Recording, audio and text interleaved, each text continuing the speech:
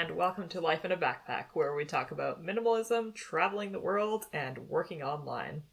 Today, I wanted to talk specifically about digital clutter.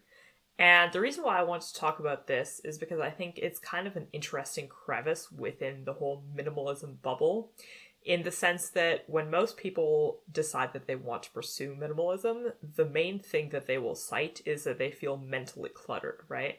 So they feel as though there's too much going on in their minds, they're suffering from things like decision fatigue, they look around in their environment and there's just stuff all over the place, and it's very mentally exhausting for them.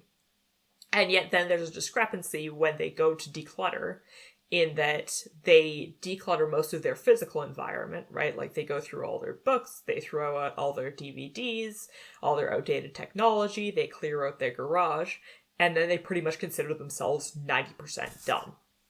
And I've always found this to be kind of an interesting logical flaw in a sense, because even though most of the physical stuff is gone, in reality, we spend most of our time, or a lot of us at least, spend a lot of our time on our laptops and kind of in the digital world. And even though our bodies are still in this physical world that we've already decluttered, our brains are living essentially in our laptops and in other digital devices.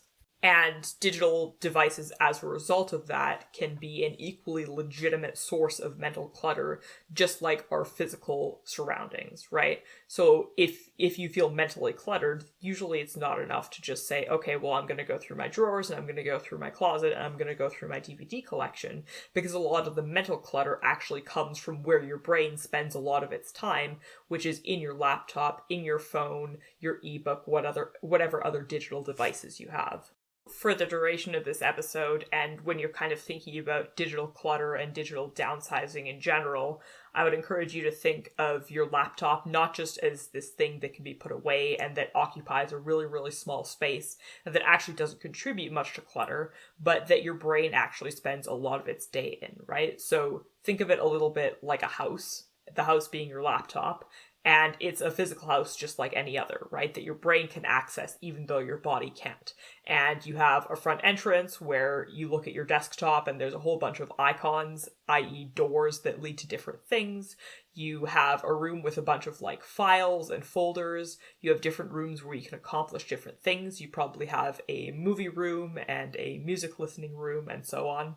And that's kind of the setup of your laptop. And you can think of that kind of metaphorically as a house that your brain spends time in. So I wanted to just kind of linger on the different types of digital clutter that exist for a while and talk about kind of the different categories of digital clutter that we have, and ultimately get to the source of some of the mental clutter that people still experience and some of the frustration also that people get when they've physically decluttered a lot of their house and a lot of the physical spaces that they occupy, but they haven't actually gotten around to doing a lot of this digital decluttering because they don't necessarily see it as being equally legitimate and having as much merit as getting rid of all the physical clutters that they see and that they experience, and that is more tangible to them. And so I thought about this for a while, and I looked kind of back on my own very messy laptop, and trust me when I say I had the messiest laptop. I had about like 100 icons. I had this like desktop wallpaper of this random dress that I wanted to buy 2 years ago. I've literally no idea how that became my desktop background, but it was. I had things like files that were named document number 1, document 2, document number 3. I had things just like named with like random letters, not organized into files in any way whatsoever. I had tons of files that I hadn't opened yet at all. And yeah, like it was a complete disaster. And that's not to say it's absolutely perfect now. This is still a work in progress for me because I've actually found it to be significantly more challenging to keep my digital life kind of under control and under wraps than my physical life, which I found to be kind of easy because it's always like right in front of you, right? Like if you see a piece of clutter in your bedroom or in your kitchen or something like that, it's very easy to keep on top of that and very easy for it to bug you and for you to get rid of it. But the challenge with digital clutter is that it kind of hides, right? Like if you don't ever open the file, or if you don't ever open the folder rather, then you'll never necessarily see the files that are in it. You'll never know what they are because they're not named properly and so on, right? And if you never go through your icons, they just kind of sit there. And so you get this kind of vague feeling of clutter, even though you don't necessarily see all of the clutter right in front of you every single day, because you just kind of stash it away, just like you would stash something away into a closet or into a wardrobe, and then you never actually look at it. So I think there's kind of 5 general categories of clutter that people have here. And the first one is general clutter. And general clutter is really anything that you don't need that's just kind of sitting there. And again, this is a bit analogous to physical clutter that you might have that is completely random and you don't know why it's there and you never used it, right? So like old pens that don't work anymore and dresses that you haven't worn in 5 years and things like that. And that also exists on your laptop and in your other digital spaces. The second is organizational clutter. And this is not necessarily having a lot of things that you don't really need, but just not having them organized properly. So if you're a really lazy person the way I am, you've probably named some of your documents, document number 1, document 2, temp file, something like that. And you just don't have a very organized space. So even though you have all the things that you need, you don't necessarily know where you're ever going to find them again. The third is additions, and this is kind of an outlier category because it's things that would keep us on track and would keep us organized and would make us happier and more productive and mentally more at peace, but we don't necessarily have enough of it. And so this is kind of the antithesis of decluttering in the sense that we're going to look a little bit at the things that you can actually add to kind of make your workspace a little bit more streamlined. The fourth one is stressors, and this is one that I think is undervalued both digitally and physically. And that's just kind of things where you walk into a space or you go into a digital space in your mind and you see things and they immediately stress you out and then they distract you from the thing that you were actually working on, or just kind of raise the level of anxiety in your brain and that affect you as you go about your day. So for example, if you're financially really stressed and you see your bills on the table or you see your online banking pop up immediately, that's something that might nag at you in the back of your mind as you're trying to work on something else.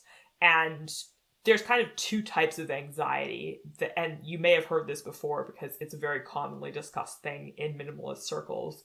And the first one is the kind of anxiety that will actually accomplish something, right? Because anxiety has a purpose, and that purpose is to make you do things that if you don't do them, it's going to cause you some sort of harm, right? And there's some anxiety that is productive and that works to your benefit. But then there's also this like lingering sort of negative and less productive anxiety. And this is a type of that latter category of anxiety in the sense that regardless of whether you tackle your online banking or your unpaid bills now or later, it's going to be the same amount, right? So you may as well put it aside for now, accomplish the other thing that you're going to accomplish, and then come to that and tackle that when you have time. And there's a kind of a good half of that anxiety as well, in the sense that you want to have a little bit of anxiety about your finances, because if your credit card bills never get paid and they totally ruin your life and your credit gets ruined, and then you can't take on any more debt and you can't pay with a credit card and you're getting sued and all those things, that's a very, very bad thing, right? So to an extent, a small dose of that anxiety when you see your unpaid bills is a good thing, but when it comes to it being in your face all the time when you're trying to accomplish something else, that's gone beyond the point where it's actually productive. And then the last one is this category of distractibles. And that's kind of things where your monkey hindbrain is trying to convince you to do things, usually to procrastinate, that distract you from the thing that you actually want to be doing. So this is things like, for example, the movies you might have, or having Netflix as your home webpage, or things like that. Just anything where you look at it and you want to do that instead of the thing that you were initially planning on doing. So those are the different categories that we're going to look at, and hopefully after this you can kind of go through them one by one and tackle them individually as you go through your digital workspace. So starting at the beginning here with general clutter. I think this is a good category to start with, first of all, because it's oftentimes a very easy category. It's not the kind of thing where you need to go through in meticulous detail and look through every single little thing. It's the kind of thing where you can just work in large swaths and get rid of huge amounts of stuff in a very short period of time. And it gives you a little bit of a motivational boost. And secondly, when you are getting rid of those huge swaths of things, it also gives you a little bit of digital space to actually work. So when you have less clutter, when you have less files to go through, when you have less folders, it makes it a lot less intimidating to go through the other stuff with more of a fine-toothed comb to make sure that you're organizing the other things the way you need to. So if you're going to declutter your digital workspace, I would suggest just doing a general sweep through first and looking at some of the general clutter that you have. Types of general clutter. So the first thing I think to start with, just because it sometimes takes a while for your computer to physically get through it, is old programs that you don't use anymore. Because these take up a lot of space on your computer that you could otherwise be using for other things like files or different programs that you want to run. And they really slow down your computer as well, because when your hard drive is full, your computer actually has less space to work as well. And so it also slows down the performance of your computer. So it's a good thing to get rid of those things, especially if the programs are really, really big. The other thing is that programs also generate a lot of files on their own. You probably have a desktop icon, things like that. So by getting rid of the programs, you're actually stripping out some other things as well. So just go in and look at everything you have installed, and if it's something that you haven't used in forever, or that you used like one time 5 years ago when you got your laptop, or even if it came pre-installed on your laptop, it's a good thing to get rid of those right off the bat. Those are really easy to do. Now, a lot of those programs also means a lot of icons. And your desktop, I think, is the kind of thing that is good to declutter simply because it's the first thing you see in the morning. And if the first thing you see in the morning is this completely overwhelming thing of like, oh no, there's so many icons and I don't know where my files are from yesterday and I don't know where the one is that I need, that just kind of creates this like slight mental irritation that kind of stays with you. And whereas opening up your desktop and seeing a nice clean space is something that seems very refreshing and I think gets you off on the right foot in the morning when you're starting to work. So just going through your icons as your programs are uninstalling and getting rid of icons that you don't really need. An icon is intended to be a shortcut, right? So really all most of us need is about like maybe 10 icons or something like that on our desktop. And then kind of staying on that same trajectory, unused files. So unused files are a bit more of an intimidating category just because there's some things where you don't quite know what it is and you're not really sure, like, okay, should I go through each of these individually and open them? So I would say just for the general clutter, don't go through every single unused file that you have. Just like the stuff where you're absolutely certain, like if there's a cat video that you saved 5 years ago that you definitely don't need anymore, then get rid of that kind of stuff. Because unused files kind of follow this 80-20 rule where 20% of the stuff will take you 80% of the time to get through and 80% of the stuff 20% of the time. So if you can get rid of that initial 80% of the stuff where you look at it, you immediately know what it is and you immediately know that you don't need it anymore. That already gives you a lot of progress and a lot of space to work. And some of the other files where you actually do need to sit down and sort through them individually, that's something that can be kind of done in another category when you have a little bit more time, because that's more granular work that will probably take a little bit more effort and mental energy to get through. So those are kind of the initial things that kind of sit in the back corner of your laptop somewhere and never get touched. Definitely if you can sit down and just get rid of the programs, just get rid of the icons, just get rid of some files that you don't use anymore, that's already a significant amount of progress. But another category within the general clutter sort of realm is the things that just kind of pop up again and again, where you just never find the time to actually deal with them. So this is things like a trial on an antivirus that came pre-installed. It's things like notifications that you don't remember ever subscribing to and you just see them all the time and just kind of swipe them away and get rid of them. Things like that. So, for example, programs that open when you turn on your computer, right? So I had this issue for a long time where things like Discord and like my antivirus software and things like that would open automatically every time I started my computer. And it was like really irritating and just a really momentum killing sort of way to open my laptop and start working, because I had to sit there and wait for them to all start up and then X them out, even though I actually didn't need them. And then similarly, things like notifications that you actually accidentally turned on, pop-ups, things like that. Figure out where they're coming from. Just anything that pops up in your mind as being annoying, get rid of them. And you can kind of do a similar thing on your social media. So a lot of us have like 1,000+ Facebook friends, when in reality we haven't even met like 90% of the people that we're friends with on Facebook. Totally fine. I mean, Facebook friend and real friend is understood to be a completely different concept. But nevertheless, if you're following a lot of people, then that really clutters your stream if you use social media, or having a lot of Facebook friends whose updates you see, who like you don't even really know who they are, things like that. So just going through your social media and getting rid of the follows and getting rid of the friends that you don't know and will never see again. That really helps to make it a lot less exhausting, and helps to prevent you from staying on social media for hours and hours on end and just like scrolling past content that you don't really want to see. And in kind of the general realm of online accounts as well, another type of clutter I think that people don't really think about is how many online accounts we actually have. I heard a stat which said that the average person has about 100 to 200 online accounts. And this was a stat that was from a few years ago, so I imagine that's probably higher. Because if you think about how many times you created an online account for like a completely random thing, like I'm sure I create an online account at least once a week for something, because you just need that account for everything. And so this is something that's a bit more time consuming, just because you need to remember all of the online accounts that you actually have. But if you have some time, just go through, and if you can, like for that particular service and where you live, if you can request the deletion of your data, if that's something that's important to you, then that's definitely something I'd suggest doing. Because sometimes if you delete the account, then that gives you very limited ability to go back and say, hey, can you please delete my personal information? If you're somebody who's concerned about privacy, but you're not actually able to request that they delete your data outright, another thing you could do is try and overwrite your data. So for example, you can like edit your comments, you can edit your address, you can edit your name, things like that, and just kind of blank it out, put like not applicable or deleted or something like that.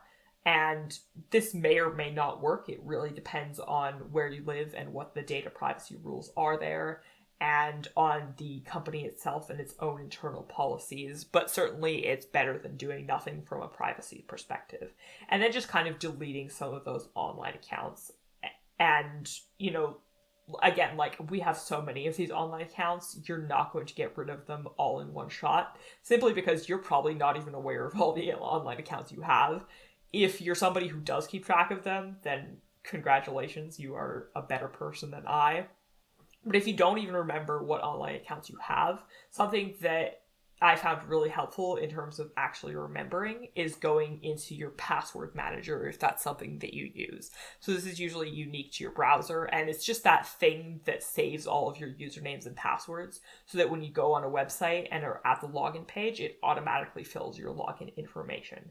And so when you go into your browser, there's usually someplace in the settings somewhere where you can actually find all your usernames and passwords and what websites they're linked to.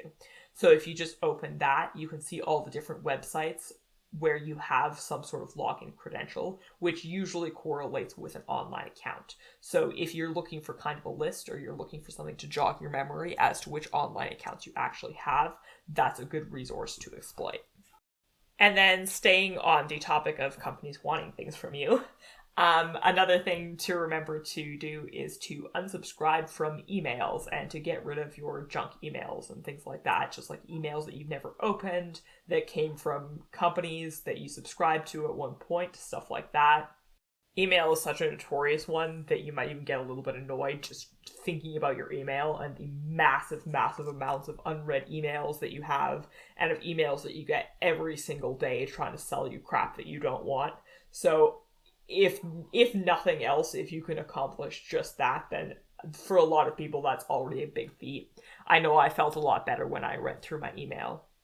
So the way I did this personally, and what I think is like a decently good methodology, is to just start like scrolling through to see which companies send you emails every week that you don't want.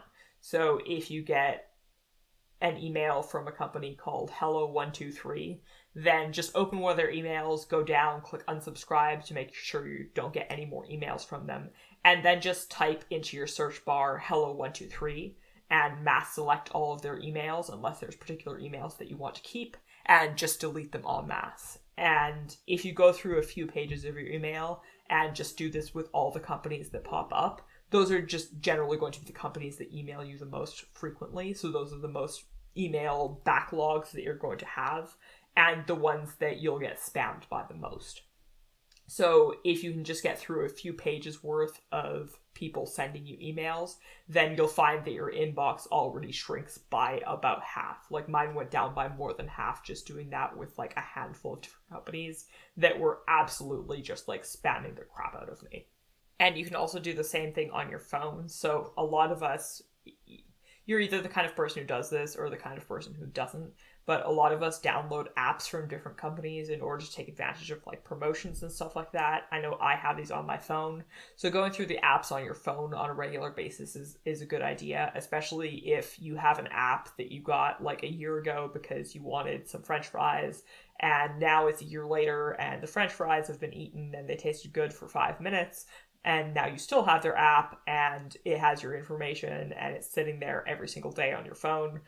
Go through those, delete all those apps. Honestly, in my personal opinion, those apps are almost never worth the free stuff with one or two exceptions. I would rather just like pay for my French fries or not go out of my way to get the free French fries and not install the app, just because to me it takes too much mental energy at this point. Though when I was like really, really broke and first starting university, they were a lifesaver because I got like a lot of free coffees and burritos and things like that.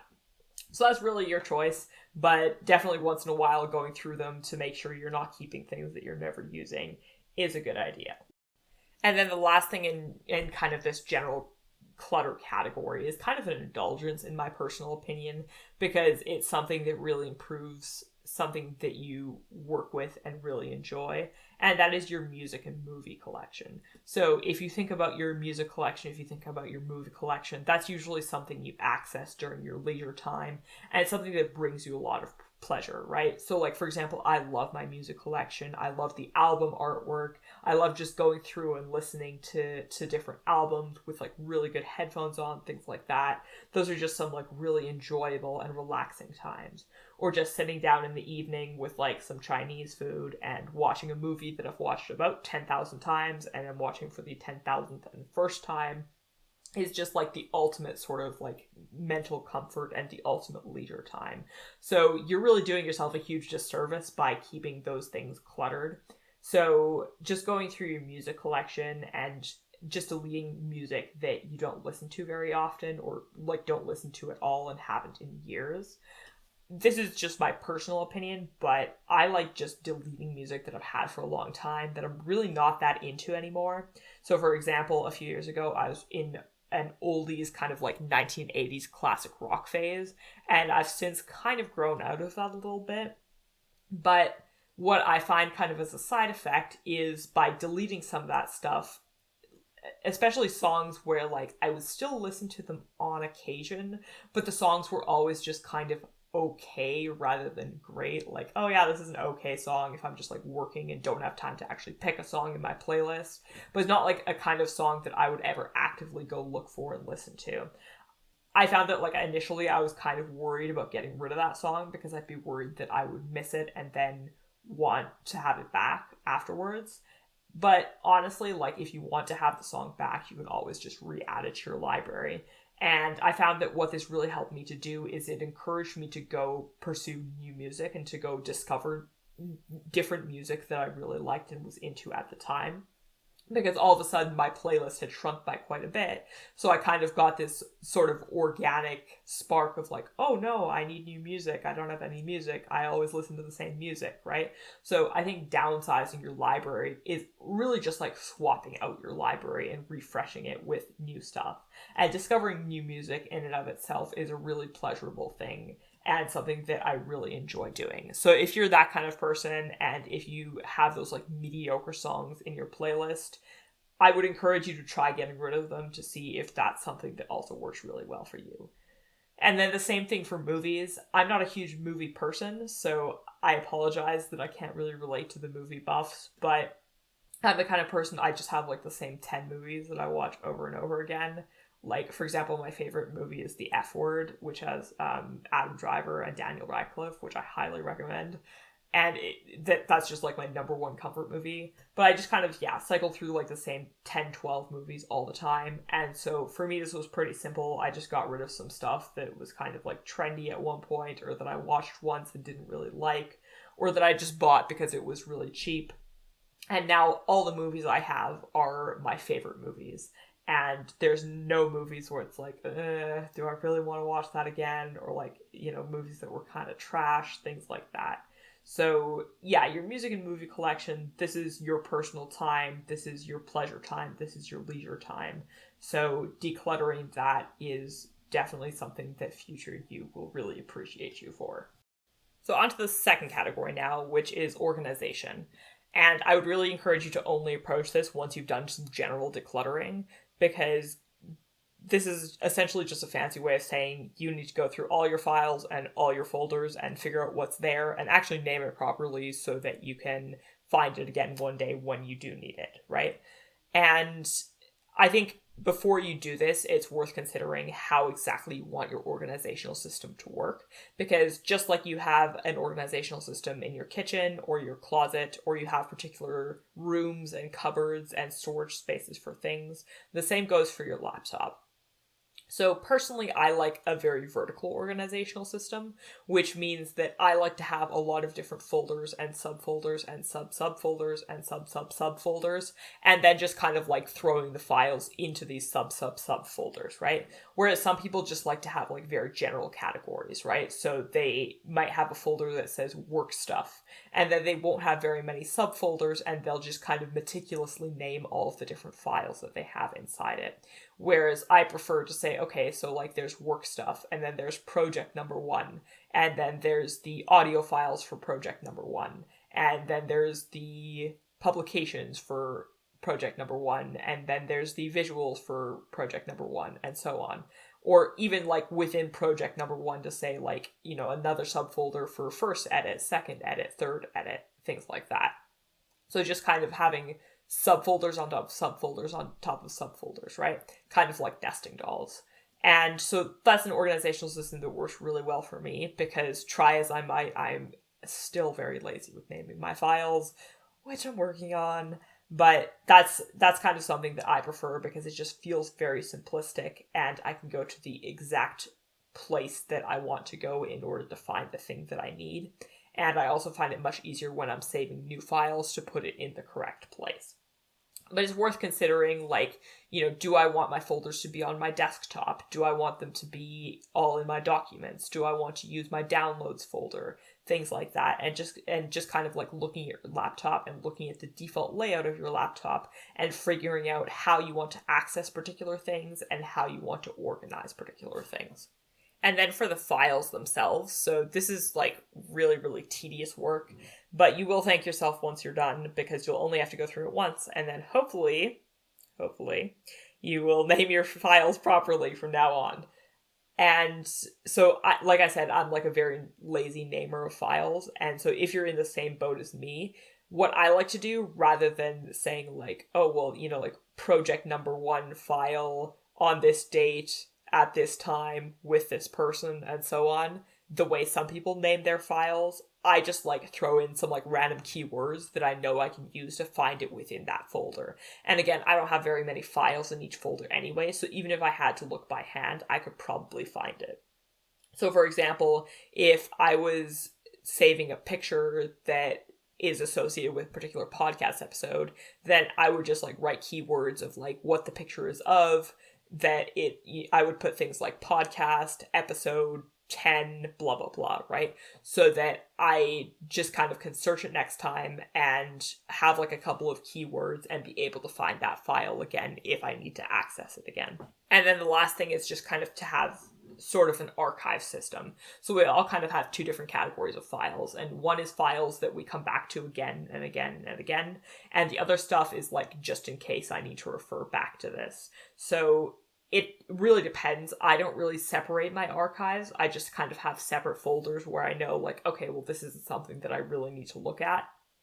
Some people like to have a completely separate archives folder, or even to keep their archives on the cloud, What you do with that is completely up to you. But again, it's worth considering when you come across a file that you know you're not going to use for a really long time, but still want to keep, then it's worth considering whether you really want to intermingle those within the files that you use on a regular basis, because for a lot of people that feels very cluttered, whereas just having the files that you know you're going to need on a regular basis just feels very streamlined and feels very fresh and clean and very minimal. So that might be something worth looking into to kind of keep things a little bit more under control and to keep the clutter to a minimum.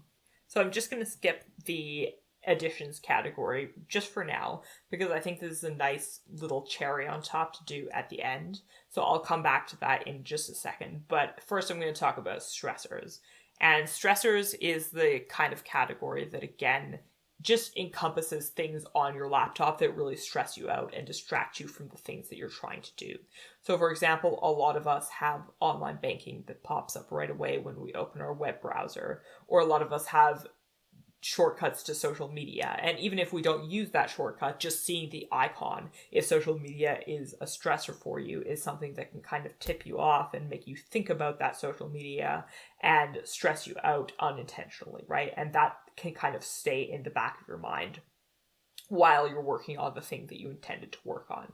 Or for example, a lot of us have like a lot of organizational tools. So I personally really like my calendar on my desktop. I have a like very simplistic calendar that I use, but some people might feel very differently. So if you're the kind of person who has your calendar and you have all your like calendar reminders on your desktop, and that's something where you just like open your laptop and you look at it and you immediately kind of freak out and think, oh my gosh, I have so much to do. And oh, look, I forgot about that. Right? Then just kind of like put that to the side and take it off of your desktop and set aside time every day where you can deliberately set aside some time and some mental energy to go through your calendar and to make sure that that stress is actually something that remains productive to you, right? And so that you can control your access to the things that you're stressed out about. Because I find that with anxiety in general, surrounding certain things like finances or like your to-do list, if you just set aside a very specific time where you know you're going to tackle that, then that gives you a lot more mental freedom to work on other things during other periods of time where that's not something that you want to be thinking about at the moment, right? Because you know it's going to get done, you know you're going to set time aside for it, but it's happening in a very controlled way and at a time that works for you, and when you have the mental capacity to act and resources to actually tackle those things. So stressors, you know what your stresses are, you know what your triggers are, but if you have visual reminders of them, if it's something that pops up when you turn on your computer, if it's one of your home pages, then just make sure that that's something that you're accessing in a more controlled and artificial way so that it's not always nagging at you when you're trying to do other things and cluttering up your brain. The second to last category is very similar to the stressors category, and that is this category of distractors. And distractors, again, is anything where it can take you away from the task that you're trying to accomplish, either because it just tips you off and attracts you to that particular thing, or because it's an attempt on your part to procrastinate. And so this is things like, for example, Netflix, right? So you might not be thinking about Netflix when you first open your computer, but then all of a sudden you open your browser and it's there from last time. Especially if you're the kind of person like me who like never closes all their tabs, and then like once a month when you actually do close your tabs, it's like, hi, would you like to close these 500 tabs? And then you do. Right? So if like it's like a tab that you always have open, then that's something that you're more inclined to gravitate towards, because we're very controlled a lot of the time by just like visual cues that we have in our environment. Similar for things like gaming. So if you have like a gaming app and you have the desktop icon on your computer and it's the first thing you see when you open up your computer, then that's something you're with increased likelihood going to click on, and you're going to spend 3 hours gaming instead of 3 hours working on whatever report you were trying to do. And then most notorious, I think, in this category is notifications. So you probably weren't planning on opening Facebook, you weren't planning on opening Instagram, but because you got a notification for it, you happened to think about that, And it's a very deceiving thing where you think like, oh, well, I'm just going to take 5 minutes to reply to this person. And then you see a couple of other people and you're like, oh, well, I'm going to chat with this person and see what's going on with them. And like, oh, well, I haven't told this person when I'm going to come to pick up their items. So I'm just going to like arrange a time with them now. And then you scroll through your feed and you see something interesting in your feed and you click on that thing in your feed.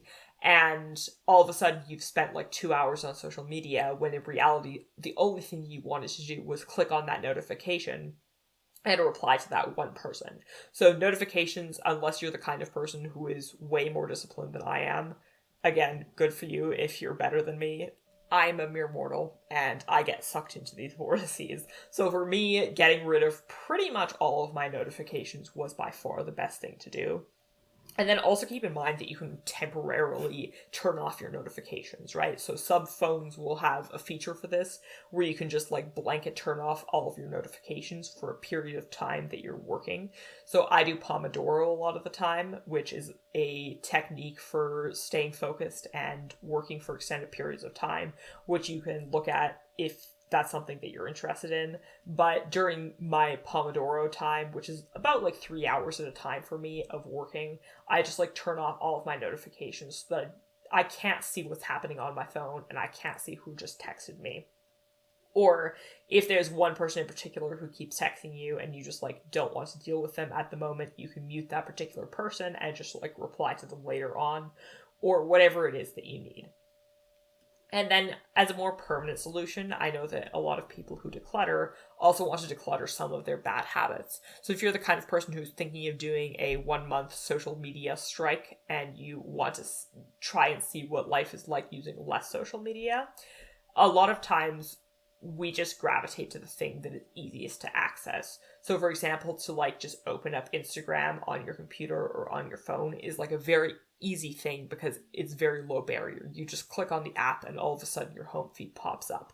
But if you're the kind of person who's looking to use social media less, then my suggestion would be to just like go through and at the very least log out of all those things and delete all your shortcuts and make it a bit harder for yourself so that when you do want to use Instagram or when you do want to access like a video game or something like that, it's just that one step harder. And any time where you don't really want to use it, you'll just like open it and be like, oh, I don't want to log in right now. That's a lot of effort. And that tiny bit of additional effort is actually going to discourage you from pursuing that bad habit that you want to discourage within yourself.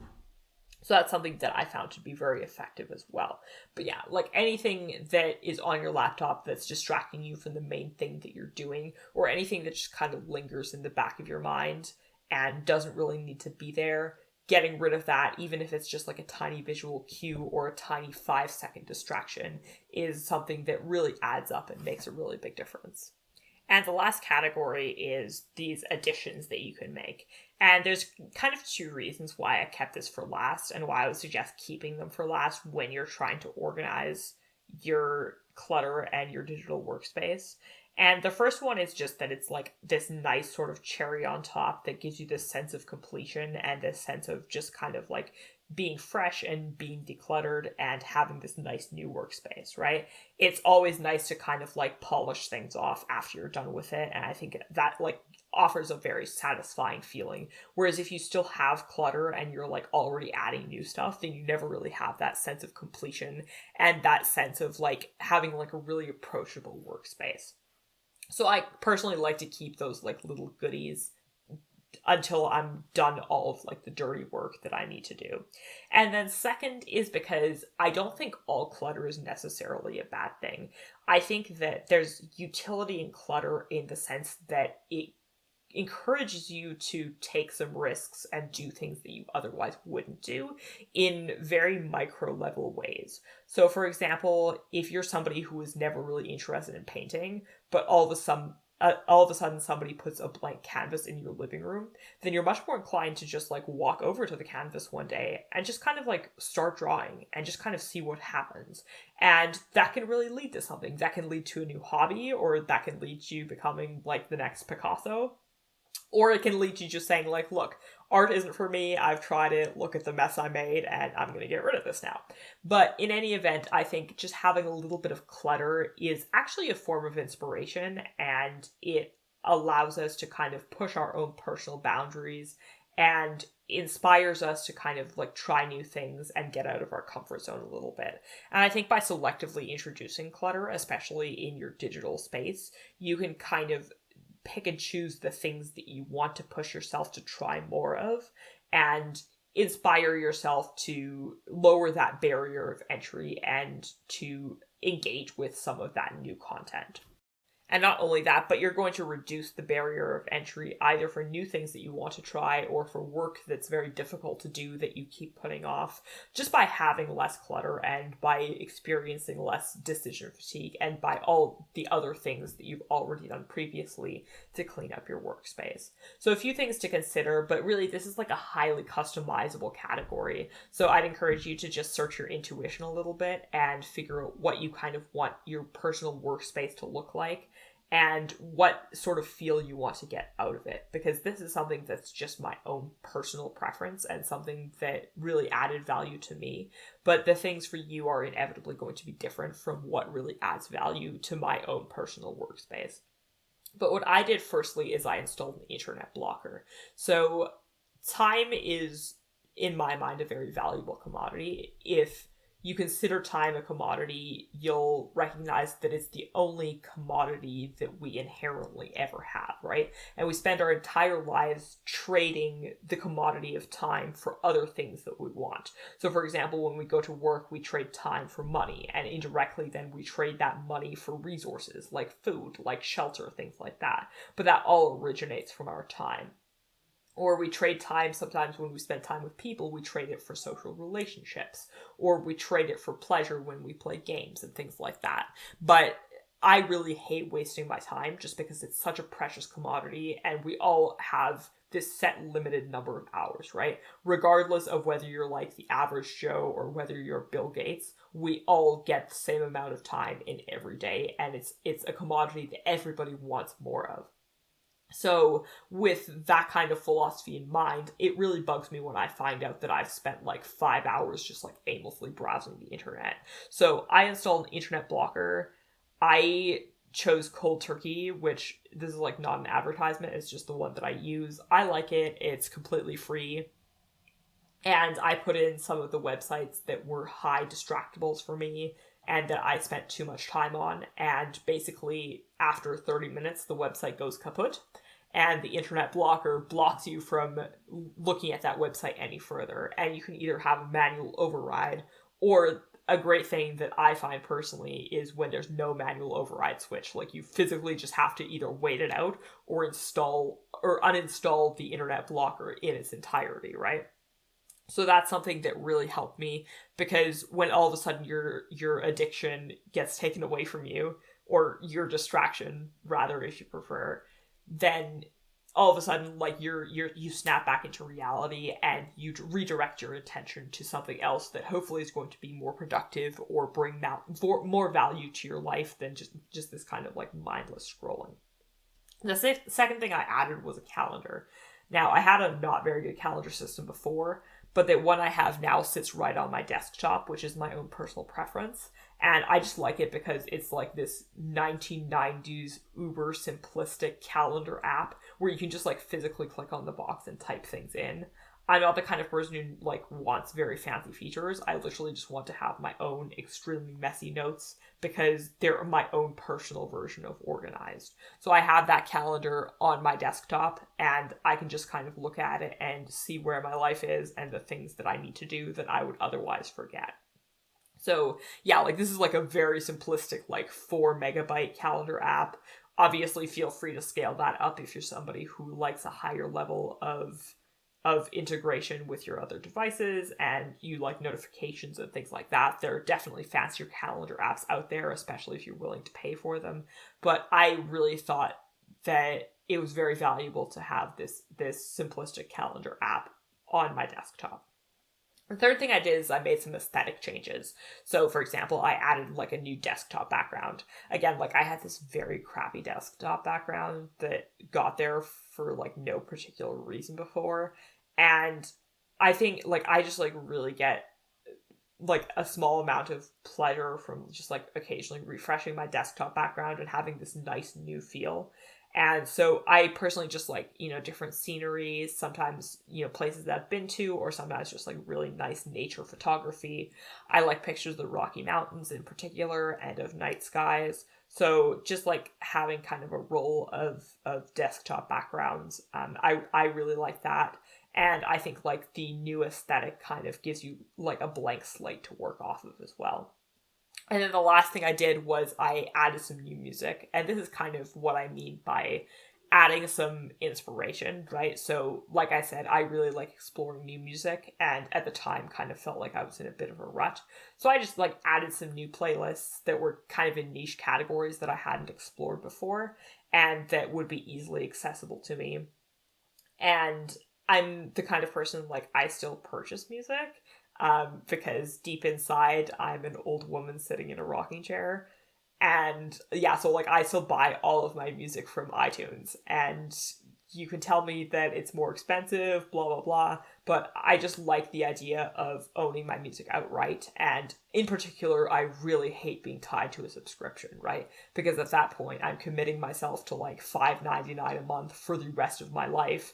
And my music library is at the mercy of their desire to raise their prices or to just like cancel their service or things like that.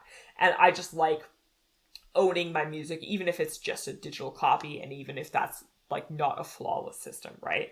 So I buy all of my music. So I purchased some new music. I just like set aside a small amount of money for it. I actually had a gift card at the time, and just to kind of like explore a bit new music. And every time I open my music app now on my computer, where I usually spend the majority of the time listening to music, I have that new music. And I did that with like my other devices as well. Like I put a couple of new ebooks onto my Kindle, used a couple of new audiobooks. Like I use Audible to like listen to different audiobooks. And so yeah, like just kind of adding some of that content that I really wanted to get into, kind of books to push my boundaries a little bit and look into some new genres. In particular, I'd like to get into more fiction novels and things like that. And yeah, so like just kind of giving myself a little bit of inspiration and making that inspiration easily accessible, so that even if I'm tired at the end of the day, I can still pursue that and still get this like spark of a new addition to my life in the form of a book or in the form of new music, or something along those lines. So if there's something that you really want to give yourself more exposure to, whether it be a book or whether it be music or whether it be a particular program or game or whatever it is that you feel adds value to you. For example, if you want to learn to play piano, then maybe just having some piano tutorials or something of that sort. And whatever it is that you feel would add additional value and that would provide you with some inspiration and would push you to get into new things, I think is worthwhile in terms of adding to your digital workspace. And again, like decluttering is always a continuous process. Definitely, I don't like every single piece of new music that I buy. And so eventually I'm just going to have to sacrifice the $1.29 that each song costs and just get rid of it. I'm totally okay with that. And likewise, when you add a new book or a new piece of music, then you're not going to like every single one.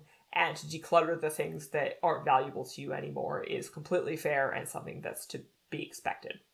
But if there's new stuff you want to get into, add it and see what happens. It can't hurt to get some new inspiration.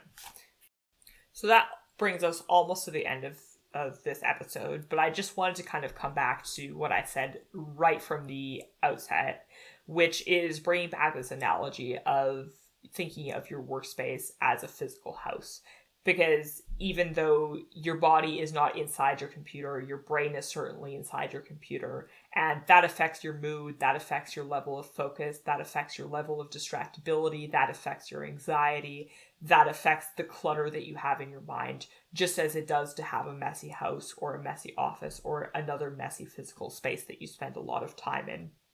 Even though it's something where you can just turn off your laptop and it seems like it's gone away, it's actually still there. So just keep this analogy in mind and make sure that you're treating the digital clutter that you have seriously, because it's just like your brain is walking into a house and going through all the rooms. And if there are filing cabinets full of files that are completely disorganized and you don't know what they are, or if there's laundry all over the living room, or if you walk into the entrance and there's like 50 different doors and you don't know which door to go into to find the correct thing, then that's very mentally exhausting. And when you have a really cluttered workspace, that's exactly what you're trying to do to your brain. And so by the time you figure out the right door and you find the right file in the filing cabinet and you clean up all the laundry and things like that, you're already really mentally exhausted, right? And you don't even necessarily want to get to the thing that you wanted to do. So do take that seriously. If you feel that you're mentally cluttered, then it's probably because you are, even though it's not necessarily something that you can physically pick up and touch. It's still there. It's still in your brain. So hopefully this gives you a little bit of inspiration for now, and we will see you again next time.